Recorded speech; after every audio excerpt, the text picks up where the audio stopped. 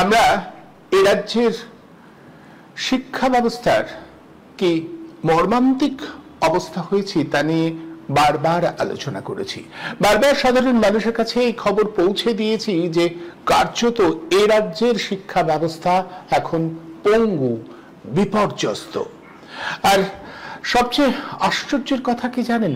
যারা শিক্ষাকে এগিয়ে নিয়ে যাবেন, যারা সর্বস্তরে শিক্ষাকে ছড়িয়ে দেবেন, সেই কর্মী, সেই শিক্ষকদের অবস্থা অভাবনীয়। একদম পরিষ্কার বলছি, ভেবে দেখুন, আমাদের এ রাজ্যে অস্থায়ী শিক্ষক কিংবা শিক্ষক কর্মী হিসেবে এমন মানুষজন রয়েছেন যারা মাসে ৮,০০০ টাকা মাত্র মায়না পান। ৮,০০০ টাকা, ভেবে দেখুন তো। তাদের কারোর ডিগ্রি MA BEd, অথচ তারা এই টাকাতে দিনের পর দিন তাদের কাজ চালিয়ে যেতে বাধ্য হচ্ছে। ভয়ঙ্কর, ভয়াবহ এক বঞ্চনার শিকার এই সমস্ত শিক্ষাকর্মী এবং শিক্ষকরা। কারোর পরিচয় শিক্ষা বন্ধু, কেউ প্যারা টিচার, কেউ বা নানা ধরনের কাজকর্মের সঙ্গে যুক্ত।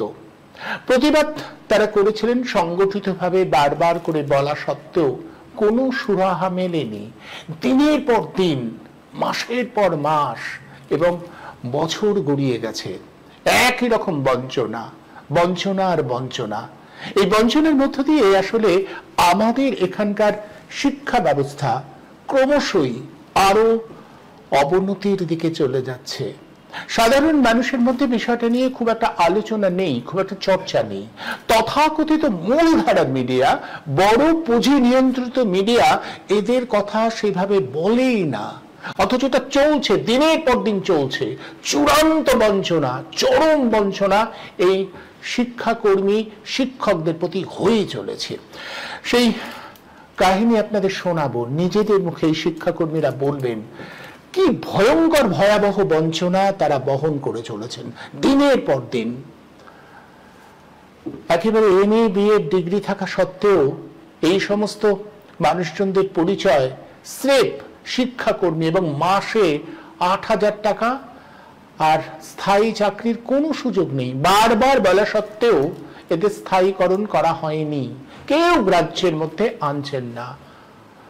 কারণ মনে হয় না যে এই বিষয়টা নিয়ে সত্যি আলোচনা করা উচিত। কারণ মনে হয় না আমাদের রাজ্যে এই সময় ৮,০০০ টাকা শিক্ষার সাথে যুক্ত কোনো মানুষের মাসোয়ারা হতে পারে, হওয়া সম্ভব, এটা বাস্তব। কিন্তু ওই যে বললাম, তথাকথিত মূলধারার মিডিয়ার খবরের বাইরে এরা থেকে যায়। এদের বঞ্চনা বাড়তে বাড়তে আকাশচুম্বী হয়ে ওঠে, কেউ জানতে পারে না। দিনের পর দিন এভাবেই চলছে। কেন চলবে এগুলো? কেন দিনের পর দিন এমনটা চলতে পারে?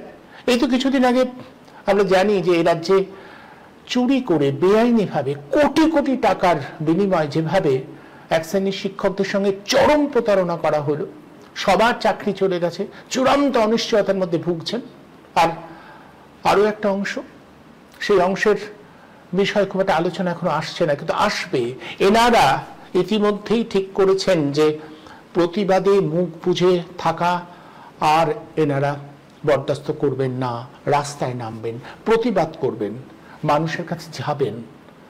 আপনাদের কাছে আমার অনুরোধ থাকবে, যারা আজকের এই অনুষ্ঠানটা দেখবেন, যাদের কাছে আমরা পৌঁছতে পারবো, তারা এটাকে আরো বেশি করে ছড়িয়ে দিন। ভয়ঙ্কর বঞ্চনা হচ্ছে এক ধরনের শিক্ষক এবং শিক্ষাকর্মীর উপর। বছরের বছর এই বঞ্চনাটা চলছেই। কেউ প্যারা টিচার, কেউ শিক্ষক বন্ধু, শিক্ষা বন্ধু পরিচয় নিয়ে ভয়ঙ্কর ভয়াবহ বঞ্চনা বহন করে চলেছেন। এই বঞ্চনাটাকে জানা দরকার, বোঝা দরকার, তার প্রতিকারে প্রত্যেকটা মানুষের সোচ্চার হওয়া দরকার। আসলে এই বঞ্চনার কাহিনীটা আবার শুনি, আবারও বলি, কিছু মানুষের বোধে চেতনা একটু ধাক্কা লাগুক, কিছু মানুষ অন্তত জানুক যে এ রাজ্যের সরকার কিভাবে এক শ্রেণীর মানুষকে বঞ্চনা করছে, প্রহসন করছে। আসুন পরিচয় করে দিই। ঠিক এই মুহূর্তে এই বিষয়ে আলোচনা করবার জন্য আমাদের সঙ্গে যারা সংযুক্ত হয়েছেন, আমাদের সঙ্গে রয়েছেন নন্দ দুলাল দাস, তিনিও শিক্ষক বন্ধু হিসেবে পরিচিত এবং আমাদের সঙ্গে রয়েছেন নাজিমুল হক লস্কর, তিনি প্যারা টিচার। এনাদের গোটা বিষয়টা আমরা একটু বুঝি, একটু জানবার চেষ্টা করি কি ঘটছে, কি হয়েছে। আমি আরো দুজনকে আমন্ত্রণ জানিয়েছি, প্রযুক্তিগত কিছু সমস্যার জন্য তারা এখনো সংযুক্ত হতে পারেননি।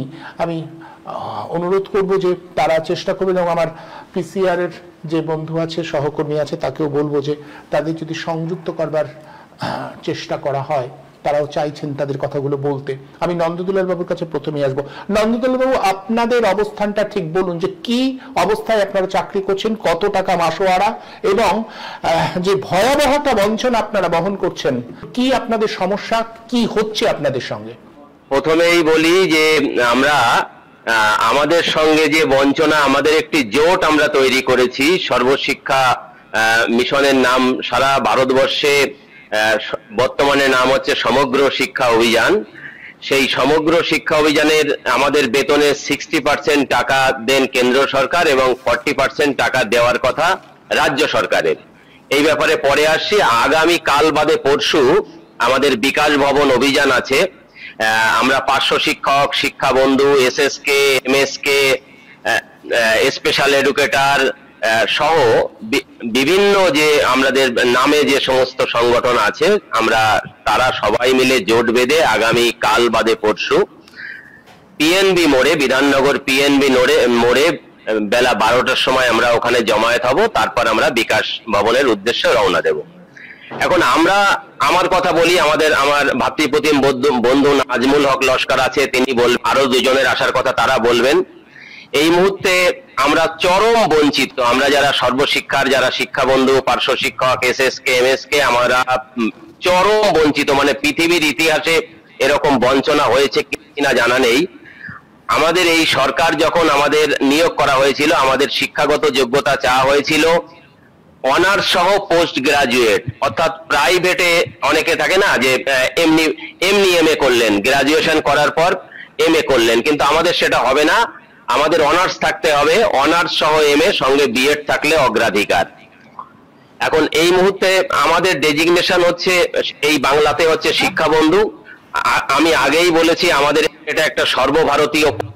আমাদের একটুখানি যদি আমি চোখ বুলিয়ে দেখি, তাহলে আমাদের ভারতবর্ষে এই তামিলনাড়ুতে আমাদের এই পদের নাম হচ্ছে assistant sub inspector of school, additional sub inspector of school ওড়িশাতে, ক্লাস্টার অ্যাসিস্ট্যান্ট এডুকেশন অফিসার কর্ণাটকে, মাস্টার ট্রেনার হরিয়ানায়, এবং অন্যান্য বেশিরভাগ রাজ্যে কোঅর্ডিনেটর, সিএলআরসি কোঅর্ডিনেটর। এখন আমাদের এই মুহূর্তে আমরা পাই হচ্ছে মাত্র 8,000 টাকা, মানে কল্পনাতীত। আমাদের কাজের ব্যাপারটা আমরা বলি যে একটা সার্কেলে, একটা স্কুল ইন্সপেক্টর অফিসে, আমরা স্কুল ইন্সপেক্টর অফিসের কর্মী, একটা এসআই অফিস আমরা বলি, এসআই অফিসের আন্ডারে একটা সার্কেলের আন্ডারে কোথাও 200 স্কুল, কোথাও 250 স্কুল, কোথাও 300 স্কুল। স্বাভাবিকভাবে যে ওয়ার্কিং ডেজ হয়, একজন সাব ইন্সপেক্টর অফ স্কুল তিনি দেখতে পারেন না, এত স্কুলে যেতে পারেন না যতগুলো ওয়ার্কিং ডেজ আছে। সরকার এটা এনেছিল, মানে বাম সরকার এবং তৎকালীন যে কেন্দ্রীয় সরকার, আমাদের চোখ দিয়ে এই স্কুলগুলোকে দেখা। আমরা ভিজিট স্কুল, মূলত স্কিল ইন্সপেকশন করি, যে যে কাজগুলো আমরা করি। ধরুন এখন যে বিএলও কথাটা হচ্ছে, মানে block level, booth level officer, তার ডিউটি আমরা পালন করি। আমরা ধরুন যে দুয়ারে সরকারে student credit card, Shikshashree, Kanyashree, তারপরে আপনার আরো যে যাবতীয় আপনার যেটা হচ্ছে সেন্সাস। তারপর দেখুন আরো একটা ব্যাপার হচ্ছে যে আমরা কিন্তু আমরা 3 জন সই করি। আমরা আমাদের অফিসের SI sub inspector of school, একজন শিক্ষা বন্ধু, আমার অফিসে আমি এবং বিডিও সাহেব, আমাদের 3 জনের সইতে টাকা ওঠে, বেতন হয়। এরকম একটা, এটা যদিও বামফ্রন্ট সরকারের আমলে এটা চালু হয়েছিল। এখন যা যা কাজ আমাদের মানে কল্পনাতীত, আমাদের অ্যাডমিনিস্ট্রেটিভ কাজ, একাডেমিক কাজ, সমস্ত কাজ আমাদের করতে হয়। যদি আমি একবার আপনাদের বলি যে কি কি কাজ আমাদের করতে হয়: টিচার্স ট্রেনিং, শিক্ষকদের ট্রেনিং দেয়া, কমিউনিটি মোবিলাইজেশন, সিভিল ওয়ার্ক মানে ইঞ্জিনিয়ারদের কাজ, alternative education, CWSN, girls education, সবুজ সাথী, শিক্ষাশ্রী, স্টুডেন্ট ক্রেডিট কার্ড, দুয়ারে সরকার, ইলেকশনের কাজ, যাবতীয় কাজ, এবং BDO office, SDO office, DM অফিসে লিয়াজও রক্ষা করা, সেখানে গিয়ে মিটিং করা, এবং এক কথায় যাবতীয় কাজ আমাদের করতে হয়। যেহেতু একজন সাব ইন্সপেক্টর তিনি সমস্ত স্কুলে যেতে পারেন না, আমরা স্কুল ইন্সপেকশন করি, আমাদের চোখ দিয়ে সেই যে রিপোর্টটা উঠে আসে সেটা চলে যায় DM অফিসে, সেটা চলে যায় বিকাশ ভবনে। এখন এরকম একটা অবস্থায় দাঁড়িয়ে আমাদের এই মুহূর্তে সরকার আমাদের বেতন দেন মাত্র 8,000 টাকা। আমরা বারবার, আপনি ভাবুন যে এই মুহূর্তে দাঁড়িয়ে একটা পোস্ট গ্রাজুয়েট, অনার্স সহ পোস্ট গ্রাজুয়েট সঙ্গে বিএড, তারা 8,000 টাকা, এবং রাজ্য এই মুহূর্তে দাঁড়িয়ে আপনারা জানলে একজন বিধায়ক এই মুহূর্তে তারা পান 1,21,000 টাকা, 1,21,000 টাকা। আচ্ছা, তারপরে কিন্তু আরো অনেক কিছু আছে তাদের, আরো নানাবিধ, সেই সব যদি ধরেন আপনার 5 লাখের উপরে চলে যাবে। অথচ আমরা বারবার বলেছি মুখ্যমন্ত্রীর কাছে, বারবার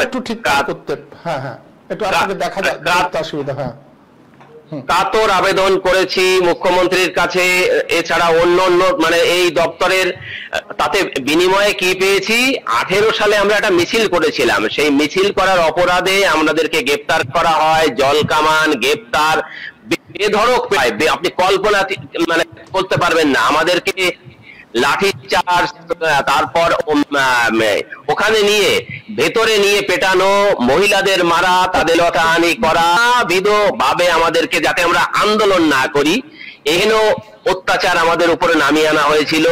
এরপর এই সরকার তো পারমিশন দেবেন না, পারমিশন তারপর যদি আমরা আন্দোলন করি বলবে যে ওরা তো পারমিশন পায়নি। আরে পারমিশনের জন্য তো আমরা আবেদন করেছি, আপনারা তো দেননি।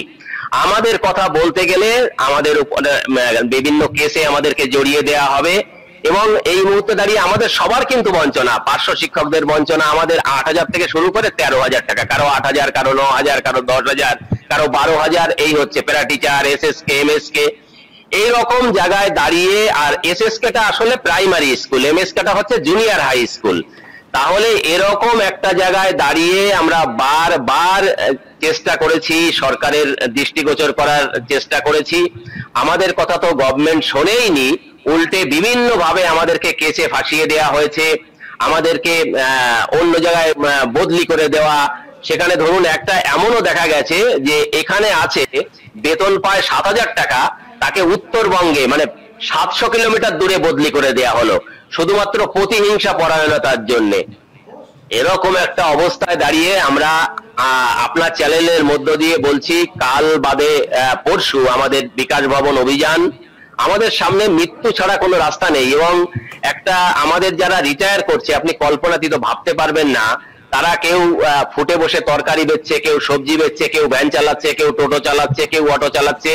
এই হচ্ছে বাংলার শিক্ষা ব্যবস্থা।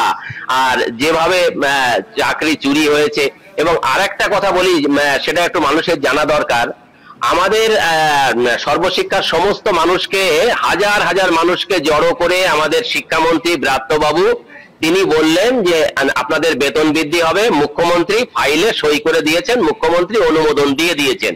দুটো জনসভা, ডায়মন্ড হারবারে একটা জনসভা এবং মুর্শিদাবাদে একটি জনসভায় দাঁড়িয়ে বললেন যে আপনাদের সই হয়ে গেছে, ফাইলে সই হয়ে গেছে, মুখ্যমন্ত্রী অনুমোদন দিয়ে দিয়েছেন, আজ থেকে 2-2.5 বছর আগে।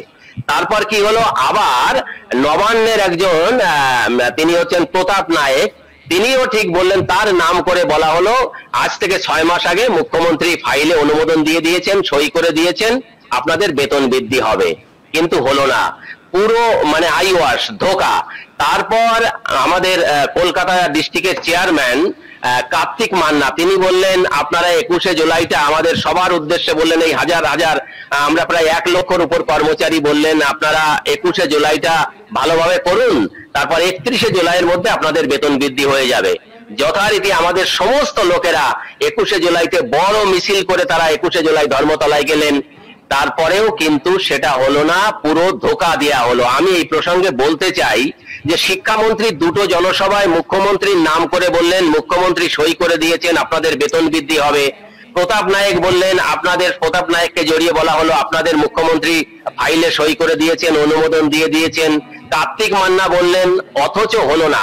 আমার প্রশ্ন, আমি বিনীতভাবে জানতে চাই যে তাহলে এই যে মিথ্যাচারটা আমাদের মাননীয় শিক্ষামন্ত্রী করেছিলেন বা প্রতাপ নায়েকরা করেছিলেন, তাতে কি মুখ্যমন্ত্রীর অনুমোদন ছিল?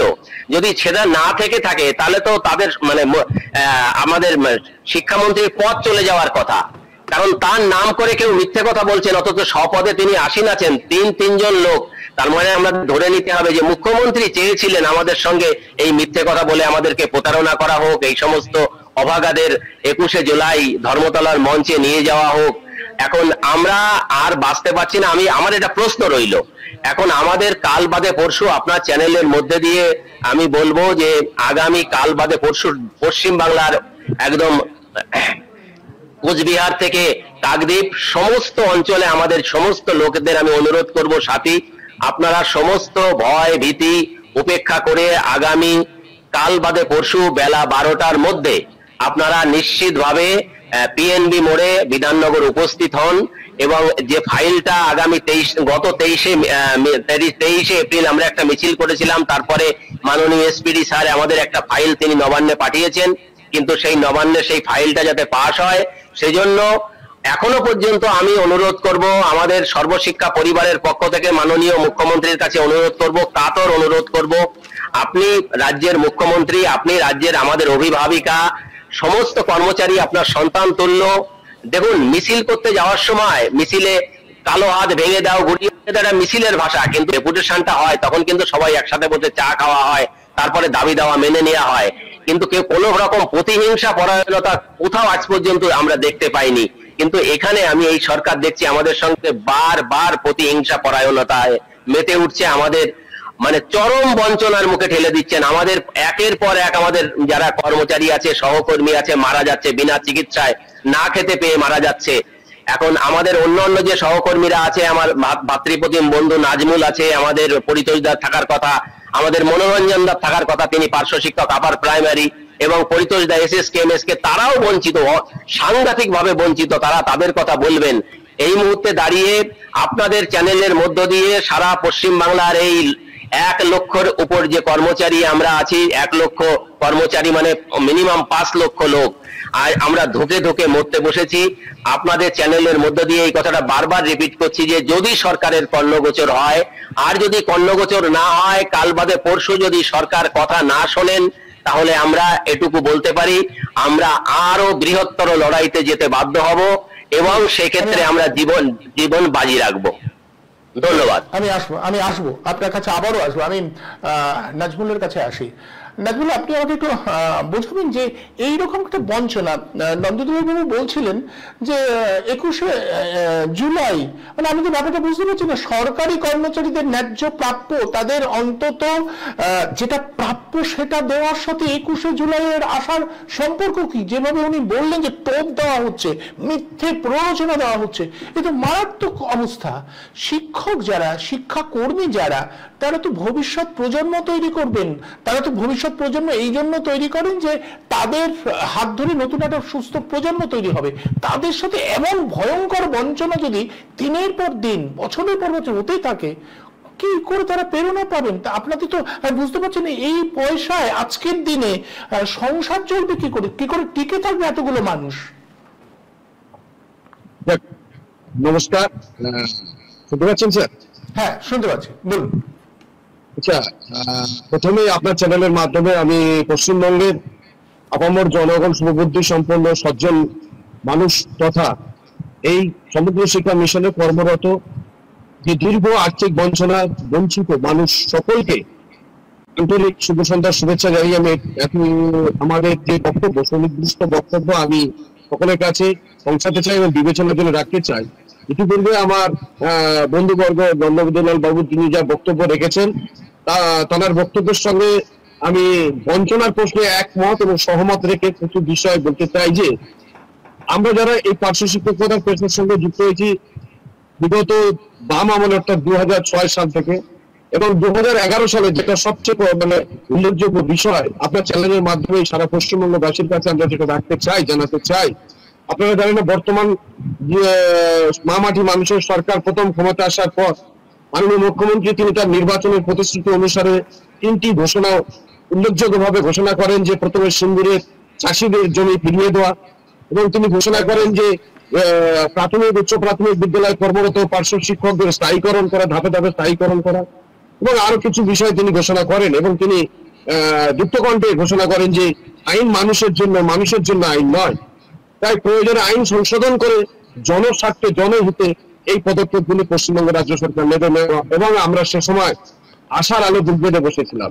কিন্তু অত্যন্ত দুঃখের এবং বেদনার বিষয় যে আজ 2025 সাল অব্দি এসে আজও আমাদের মাননীয় মুখ্যমন্ত্রীর প্রতিশ্রুতি পালনের জন্য, মাননীয় মুখ্যমন্ত্রীর কাছে আমাদের দৃষ্টি আকর্ষণের জন্য এবং তার হস্তক্ষেপের জন্য আমাদের রাজপথে নামতে হয়।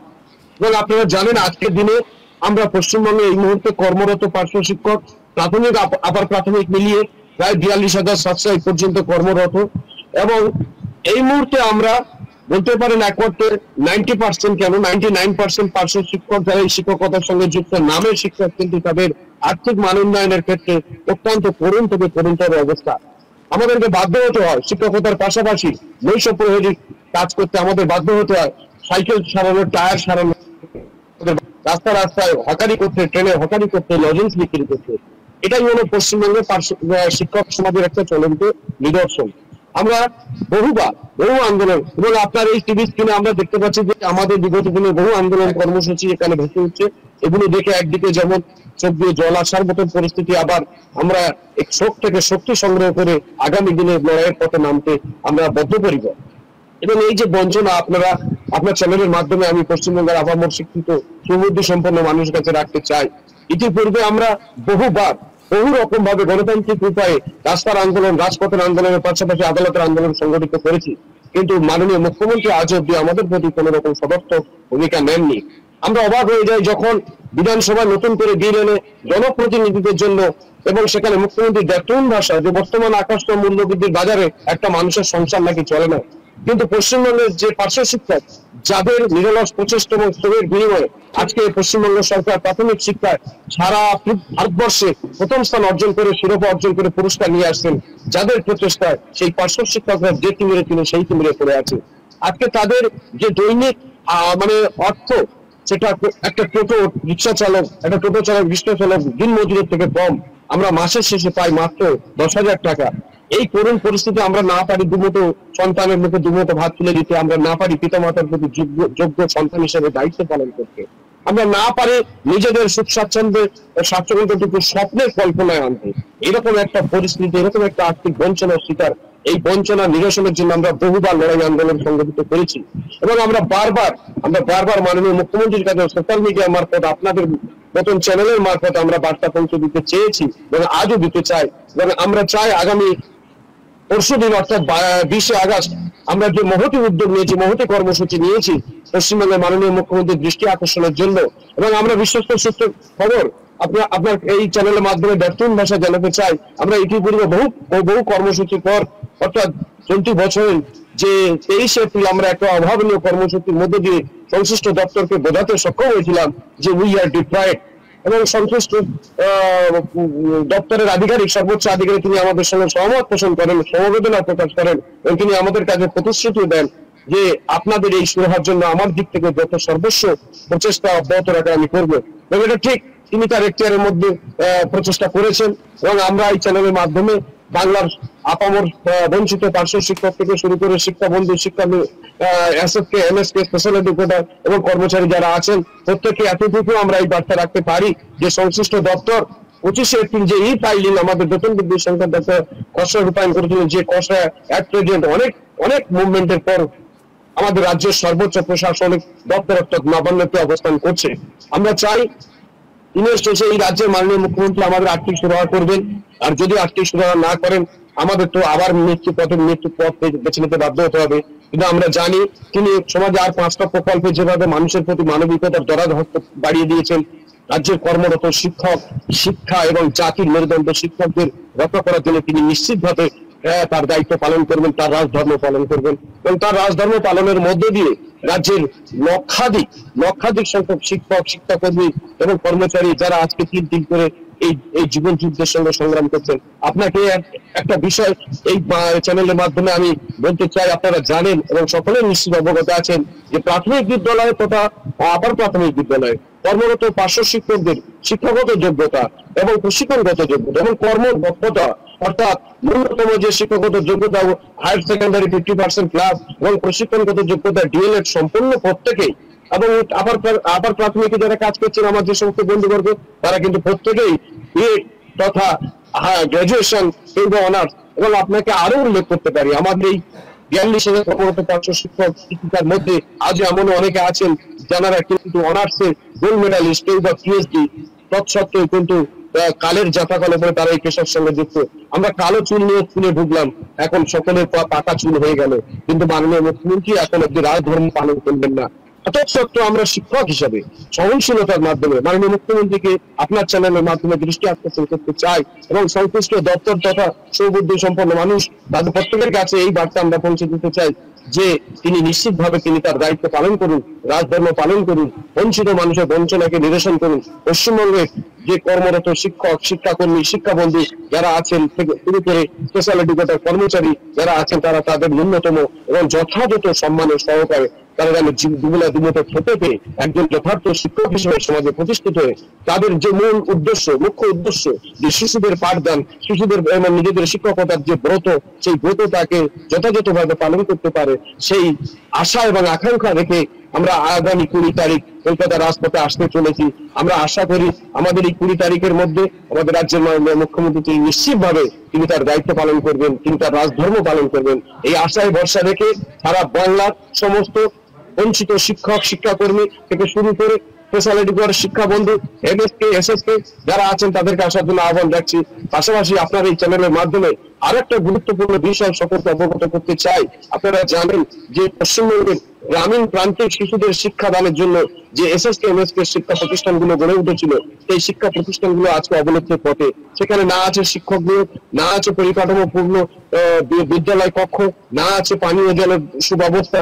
এমত অবস্থায় তবুও যারা যে সমস্ত শিক্ষক শিক্ষিকা তাদের জীবনের কঠিন সময়গুলো এবং জীবনের উজ্জ্বল মুহূর্তগুলো অতিবাহিত করে শিশুদেরকে পাঠদান করছেন, তাদের ভবিষ্যতের স্বার্থে, তাদের পেশাগত স্বার্থে রাজ্যের মাননীয় মুখ্যমন্ত্রী যাতে আর কোন রকম টালবানা, কেন্দ্র রাজ্যের যৌথ টালবানাকে সামনে এনে যাতে মানুষের মুখে আবার বঞ্চনার দিকে না ঠেলে দেন, সেই আশা, সেই আকুতি, সেই আবেদন রেখে আমরা কিন্তু 20 আগস্ট আবার আসতে চলেছি। আমি মনে করি এই বঞ্চনা চিরদিন চলা ঠিক নয়। সুতরাং এই জায়গায় দাঁড়িয়ে আমি আমার শেষ যে কথাটুকু আপনার চ্যানেলের মাধ্যমে ব্যক্ত করতে চাই যে এই বঞ্চনা নিরসন হোক এবং 20 আগস্ট হোক মানুষের মুক্তির জন্য, বঞ্চিত মানুষের মুক্তির কর্মসূচি। বেশ, আমি নন্দতুল্লাল বাবুর কাছে আসবো। নন্দবাবু, আপনি আমাকে বলুন তো যে আপনাদের কি কি প্রাপ্য ছিল, কি বলা হয়েছিল যখন আপনারা চাকরিতে ঢোকেন, এই যে কি বলা হয়েছিল, কি করা হচ্ছে, মানে বাস্তব আর যেটা প্রতিশ্রুতি ছিল কি?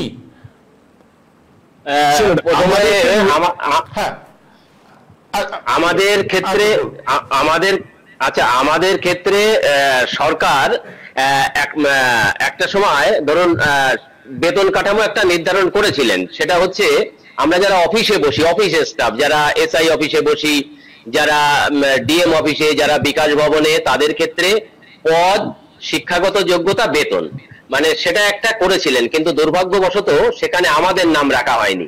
এবার যার ফলে দেখবেন এখন এই মুহূর্তে দাঁড়িয়ে একজন গ্রুপ ডি কর্মী, আমরা এমএ বিএড, আমরা 8,000 টাকা, অথচ একজন গ্রুপ ডি আমাদের এই সর্বশিক্ষাতে তারা পাচ্ছে 19,000 টাকা। একজন মাধ্যমিক পাস গ্রুপ সি তারা পাচ্ছে 22,000 টাকা। একজন গ্রাজুয়েট তিনি এই মুহূর্তে পাচ্ছেন 28,000 টাকা। সেটা আমার ভাই যেটা বলছিলেন, নাজমুল যেটা বলছিলেন, এটা সবারই পাওয়া উচিত, তারাও সর্বশিক্ষার স্টাফ, সবারই এটা সমান হওয়া উচিত, কিন্তু এটা হয়নি। এবার এই যে বিমাতৃ সুলভ আচরণ, এই যে আমরা এই যে কথা বলছি না যে এটা তো ধরুন একমাত্র মোহাম্মদ বিন তুগলকের সঙ্গেই আলোচনা করা যেতে পারে যে এরকমটা হয় নাকি, এটা কি এরকম হয় নাকি যে একজন লোক দেখতে সুন্দর তার বেতন বেশি, আর একজন দেখতে কালো আদিবাসীদের মতো তার বেতন কম।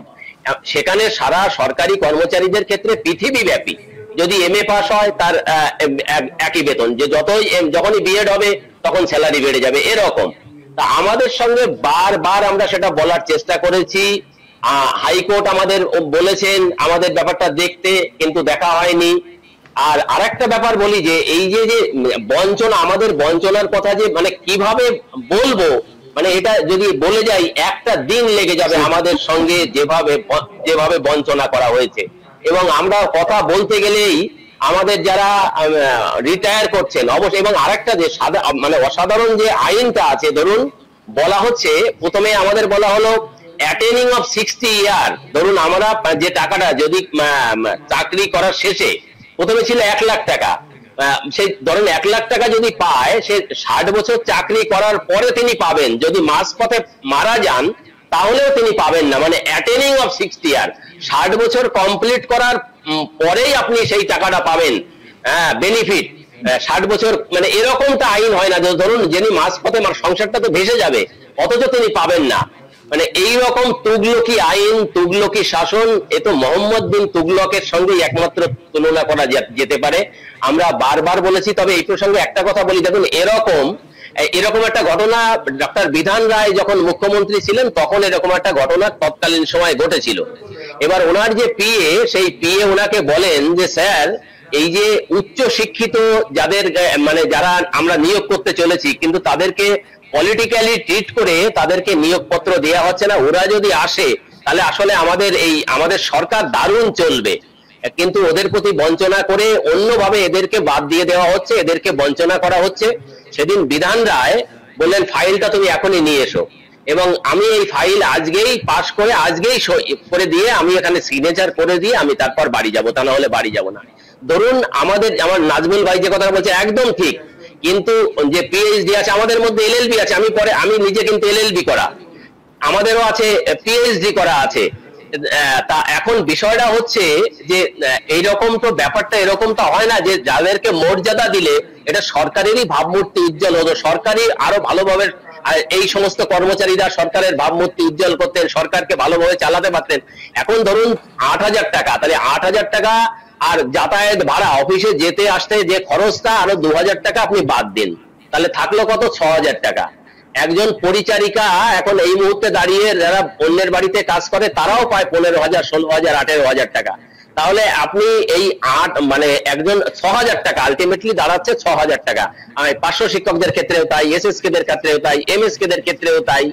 এবং এরকম ভাবে যদি সরকারকে আমরা কিভাবে বলে বোঝাবো, যে কথাটা বললাম যে আপনি রাজ্যের মুখ্যমন্ত্রী, আপনি আমাদের অভিভাবিকা, আপনার সঙ্গে মিছিলে যাওয়ার সময় অনেক কথাই হয়, কিন্তু যখন ডেপুটেশন দিতে যায় তখন কিন্তু একসাথে বসে চা খায়, তারপর যে আপনাদের এই 11টা দাবি ছিল 4টে দাবি মেনে নিলাম বা 5টা দাবি মেনে নিলাম, কিন্তু আমরা কিছুতেই এই সরকারের, এই বধির সরকারকে কর্ণপাত করাতে পারছি না। তাই বাধ্য হয়ে আমরা কিন্তু আগামী কাল বাদে পরশু সবাইকে, আপনার চ্যানেলের মধ্যে দিয়ে আরেকবার বলছি যে পশ্চিমবাংলার যারা এখনো ভাবছেন যে যাব না, তাদের কাছে অনুরোধ করব বেলা 12টার মধ্যে পিএনবি মোড়ে উপস্থিত হন, এবং যে ফাইলটা তৈরি হয়েছে, এসপিডি স্যার ফাইলটা তৈরি করে দিয়েছেন, সেই ফাইলটা যাতে বাস্তবে আলোর মুখ দেখে, সেজন্য যত বঞ্চনা হয়ে থাকুক সেই বঞ্চনাকে আমরা যাতে দূরীভূত করতে পারি, সেই বঞ্চনাকে দূরে ঠেলে ফেলে দিয়ে যাতে আমরা আমাদের সমস্ত পরিবার পরিজনদের মুখে একটুখানি হাসি ফোটাতে পারি।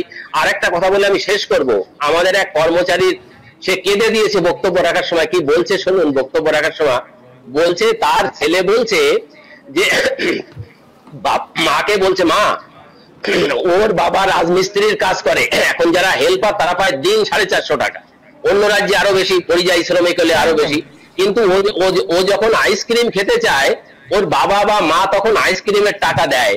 আর বাবা তো শুনি সরকারি চাকরি করে, আর সেটা তোমরা বলো টাকা নেই, তাহলে বাবা কিরকম সরকারি চাকরি করে যে একটা আইসক্রিম আমাকে কিনে দিতে পারে না? ছোট বাচ্চা, সে তো অত বোঝে না। তাহলে এর পরেও যদি সরকারের কর্ণগোচর না হয়, দৃষ্টিগোচর না হয়, আমরা জানি না আমরা কিভাবে বোঝাতে পারবো। তবে অদূর ভবিষ্যতে আমরা তো দীর্ঘ লড়াইয়ে যাব, এবং আত্মহত্যার পথ, আমাদের গণ আত্মহত্যার পথ আমাদের বেছে নিতে হবে। এছাড়া আমাদের সামনে আর কিন্তু বিকল্প কোনো রাস্তা নেই। মর্মান্তিক, এছাড়া বিকল্প কোনো, মানে আপনারা তো দীর্ঘদিন ধরে এটা চালিয়ে যাচ্ছেন, অনেক দিন ধরে বলছেন, কোথাও মনে হয় আন্দোলনের মাধ্যমে আপনাদের কোনো সুরাহা বেরোতে পারে?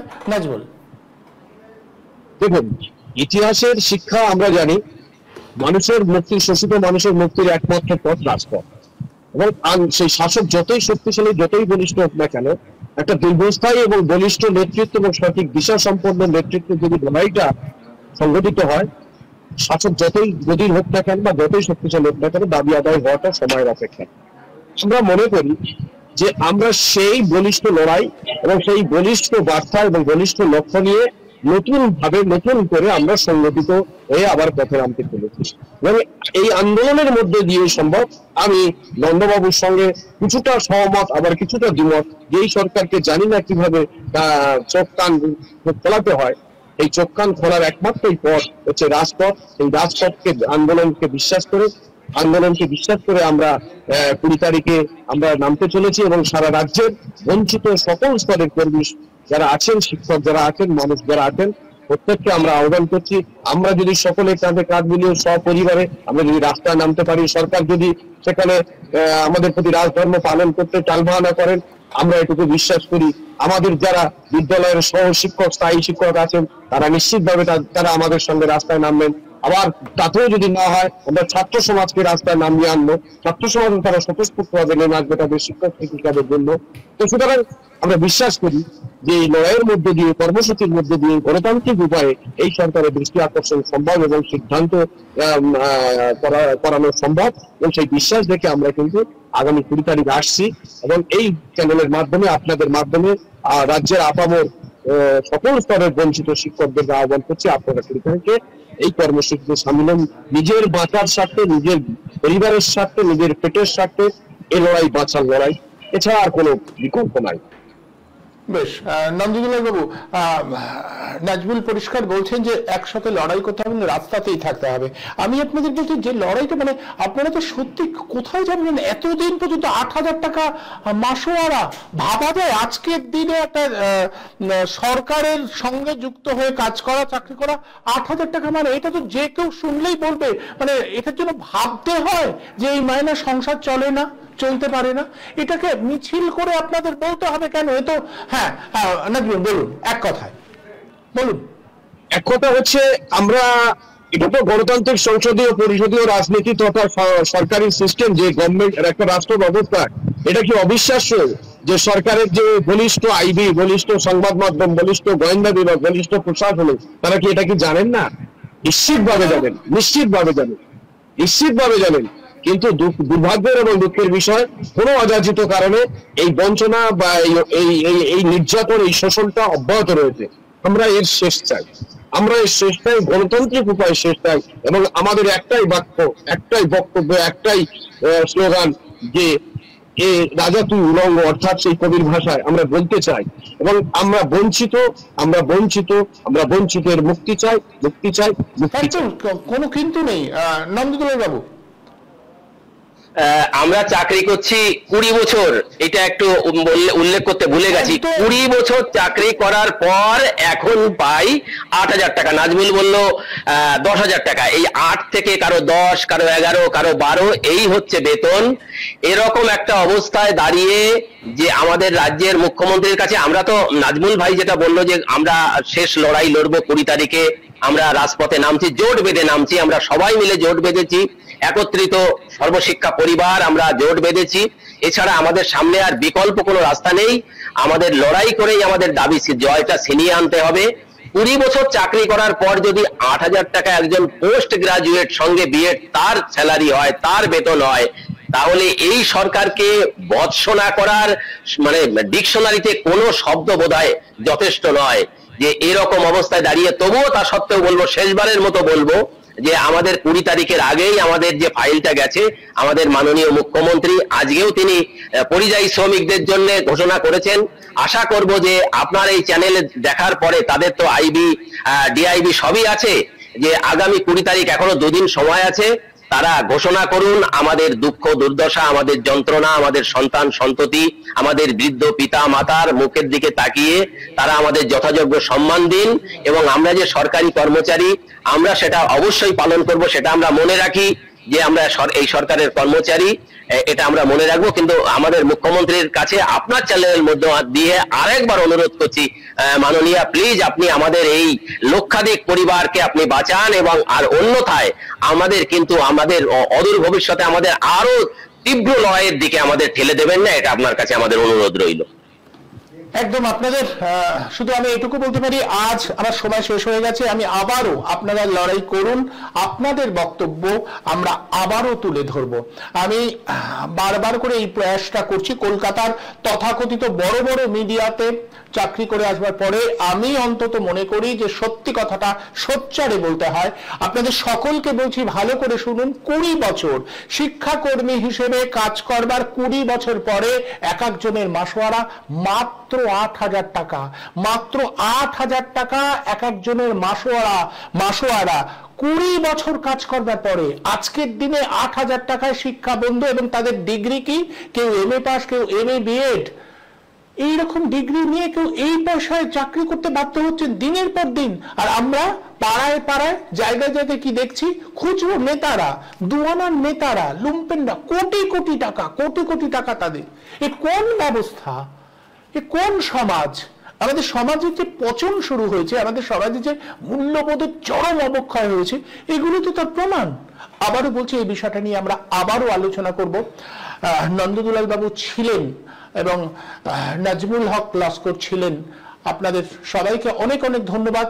আপনারা আপনাদের লড়াই জারি রাখুন, আমরা অবশ্যই আপনাদের পাশে থাকবো।